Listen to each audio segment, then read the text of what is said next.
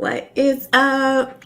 Welcome to the next day of my going live daily challenge. Today, we are talking about how we can view conflict in a healthy way if we are naturally conflict avoidant as recovering people pleasers. If you need more assistance in engaging in tough conversations and being able to enforce your boundaries, I have a super free, awesome guide at the link in my bio that you can download right now that'll go into more depth of what I'm talking about today.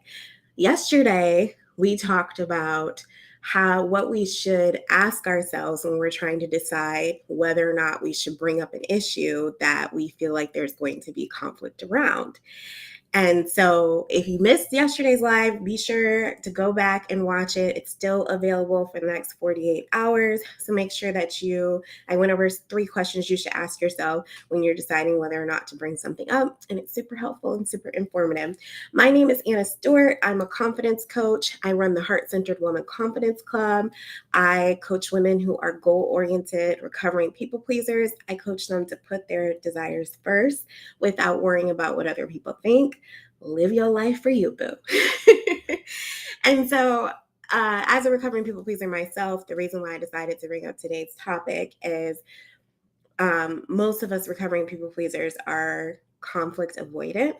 And me personally, I can feel very conflict avoidant because I don't like the stress and I don't like the drama and I don't like making things a big deal. And it like really puts me into my fight, flight, freeze, or fawn mode, primarily fawn mode, which is what most recovering people pleasers we kind of jump into. And I it's just not a good feeling. It racks up my nervous system.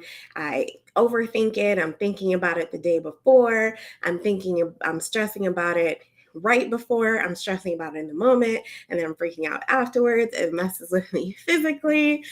And, I know if you're a recovering people pleaser, you can relate to that. And like, also, side note, one of the worst things I hate is when you're in the moment and you have all of these great responses that you wish, or when you're in the moment, you can't come up with all these great responses. And then, like, you're in the shower, like, later that night, and you're like, I should have said this, and I should have said that. And so I can totally relate. However, even though our tendency is to be conflict or avoidant, we can start to view conflict in a healthy way and in a less scary way, which can help us actually be brave enough to engage in conflict because conflict isn't that bad, even though sometimes it feels like it is. So if you're live, jump in with your comments. Let me know if you have any questions while I'm going along. If you're watching a replay, make sure you comment replay and let me know what stuck out for you and what you would like me to kind of go deeper into if there's something that maybe you want to hear more about, or maybe I didn't address fully, or whatever questions you have. I love coaching and I'm here for you.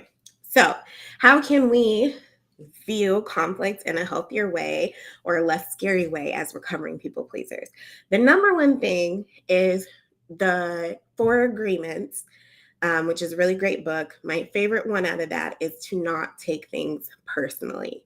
When someone attacks or engages in like a difficult conversation with us, it feels like a personal attack. It feels like they are attacking who you are, your self-worth, your value as a person. And that can really rock us to our core because it doesn't feel good to be attacked. Of course. I mean, that taps into insecurities and old childhood wounds and just really doesn't feel good, of course. However, if you can change it to more of an objective view and realize that whatever the conflict is, you don't have to take it personally. It doesn't change your value as a person. It doesn't change who you are. It doesn't change your worth. What it is that you guys aren't seeing eye to eye on something in specific. So let's say it's a meeting. Let's say it's a meeting at work, and your boss or your coworker or whoever ends up saying something that is very hurtful, or they end up responding negatively to something you say. What if in that situation we recognize that the issue is in that moment, in the conversation, in the words that were spoken, and not a reflection of who we are as a person. Essentially, what that conflict is telling us that we don't align, we see things differently. And that's all it is. It isn't an attack on who you are as a person. It just means that this person believes that y'all should be, making deals in, I don't know, Abu Dhabi today. And you're like, no, we should be doing sales in Rome today. And even if they seem like they're attacking you, we have to recognize that maybe that's their own issues and their own inability to be able to engage in conflict in a healthy way. And we really have to step back and be objective and look at it and say, okay, is this really about me, or does this person have their own issues with conflict, and those inner wounds and those fears and those insecurities are showing up in what they say? Either way, it's not about you as a person. Just because, even if you said something stupid, like let's say you said the dumbest thing in the world, like you said something that was genuinely wrong, that's fine. We all have stupid moments. They don't have to be end all be all moments. They can just be what they were. We can recover from that. It doesn't make you a dumb person. It just means, like, okay, you had some more training to do in that area. Brush it off, recognize it is not a reflection of what you are capable of, what you can do in the future. All the things you've accomplished in the past are not wiped away just because you made a dumb comment. Even if people try to make you feel like that, they don't get to decide how you feel about yourself. You decide how you feel about yourself. Point blank. That brings me to my second point here. And as we try to not be so scared of conflict as recovering people pleasers, I don't know about you, but I feel like I definitely dramatize the consequences that happen after a conflict. So it's not just a matter of not taking it personally, but it's also saying that if this conversation goes wrong, if this meeting goes wrong, if something happens, then it's the end of the world. It's this very white and black, dramatized, overly dramatic, the world is going to end kind of response to things that are happening. And it's really not true. We think like this because our brains have kind of conditioned us to really focus on survival and not thriving. And so when our brain realizes something as a threat, it thinks like, okay, this is life or death. This doesn't feel good. We have to avoid this. But every single time you engage in something that brings on your nervous system and gets you into a stress mode, doesn't mean it's actually a life or death situation. But we bring that mentality into every engagement that stresses us out. Our brains can't differentiate between this is just a disagreement versus this is something that can actually harm me, because your nervous system kind of responds in the same way. So, but we have a fully functioning prefrontal lobe. And so that is when we can bring in the self-talk, the grounding, the breathing, and recognize that this conversation, this engagement, this disagreement is not going to end our world. We don't have to dramatize the consequences. At the end of the day, y'all disagreed. That is a-okay. You will not die. I promise. Even if it feels, I know sometimes it feels like it, right? But I promise you're not going to die, even if your brain tries to make you think you are. So, the third way in which the third and final way that I have for you guys today, in which we can kind of shift the way we view conflict as recovering people pleasers, is understanding that conflict, what it is at its core. And again, I kind of said this before, but it's really just saying the fact of the matter is y'all are not seeing eye to eye on this specific moment in this specific time. Even if it is technically a personal attack, they're viewing you in a way that you're not viewing yourself. That doesn't mean that it's true. That doesn't mean that you have to have a dramatized response, that you have to take it personally. What we really need to understand is that when we are looking to resolve conflict, when we are looking to move forward from hostile conversations, meetings, engagements with coworkers, family members, friends, when our feelings are hurt, when somebody treats us wrong and we need to address this, what we need to understand is that we are coming from two different viewpoints, two different sides of the arena. And the goal in the conflict is just to understand and be understood. So if you can remember that, if you can take yourself to be objective and take your personal feelings out of the moment and realize what conflict is at its core, it's just two different viewpoints kind of coming at a point and and kind of feeling like there's no way through, and remind yourself that the goal is to find a way that you guys can find common ground so that you can actually go in the same direction. And that's all it is. That's all it's about. It's not about your worthiness. It's not about your value as a person. It doesn't say anything about your capabilities, your achievements, um, the quality of a person you are, your character. It's just you guys aren't seeing eye to eye. Okay, so like a great response would be, um, like for instance, I had my feelings hurt by a friend recently, and I just had to recognize that it's not personal. They're dealing with their own stuff that doesn't have anything to do with me.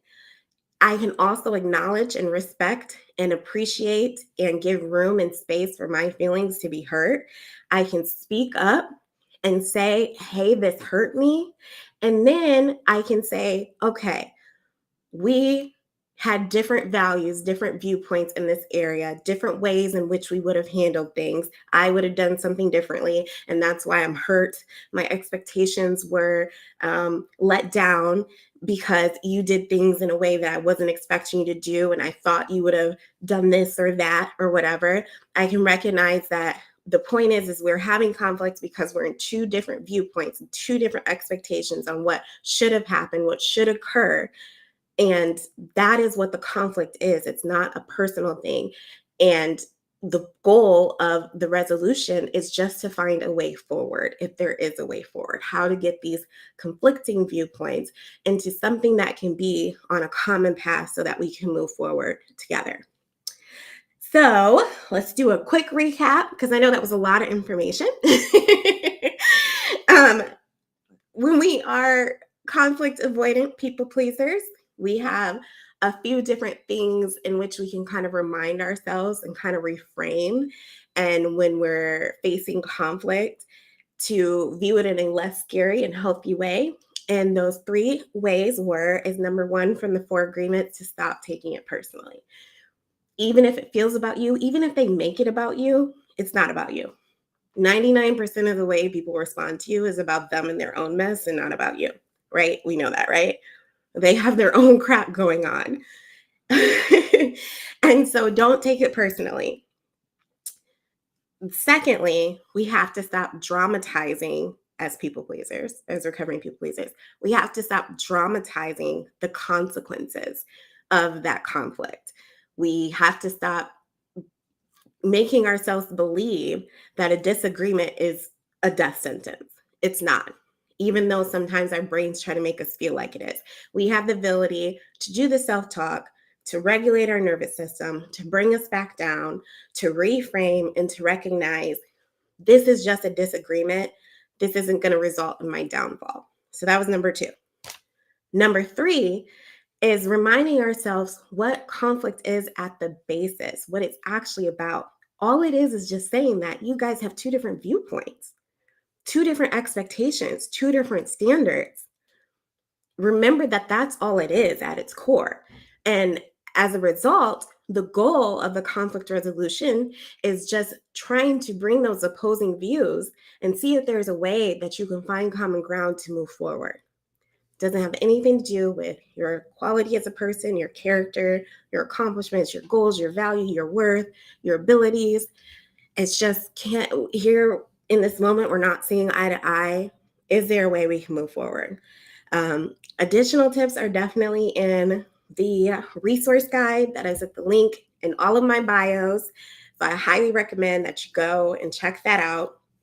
It's completely free. I don't know if I said that, but it's a download. It's called the Recovering People Pleasers Guide to Tough Conversations and Personal Relationships. And I just go a little bit more in depth and give you some tips to help you navigate this, because I know as a recovering people pleaser how incredibly hard it is to deal with conflict, especially when you're really scared of rejection, you're scared of losing the person, you're scared of them being upset, you're scared of just things becoming a bigger thing. Like if you say something, maybe it'll make everything worse. But I'm here to let you know that everything is going to be okay. So if you have questions, if you have comments, make sure you chat them because I reply and I want to hear what's on your mind and how you're doing with this. And if you download the guide, I also have some email support with additional tips, and you can email me back, and I'm also there to support you in the emails and the DMs wherever you need it. All right, that is it for today. Again, thank you so much for being here, for listening, for watching. I hope this served you. If it did, share it. Like, comment, subscribe, all that crap that people say. I don't know. I will be back tomorrow. Tomorrow's topic is my top 3 tips. Sorry about that. I should have put my phone on vibrate. My top 3 tips for motivating yourself to pull the band-aid and go ahead and have the difficult conversation when you know that you've been avoiding it for far too long. So if you are someone who knows there's a conversation you need to have and you haven't been having it, tomorrow's live is just for you. Make sure you turn in.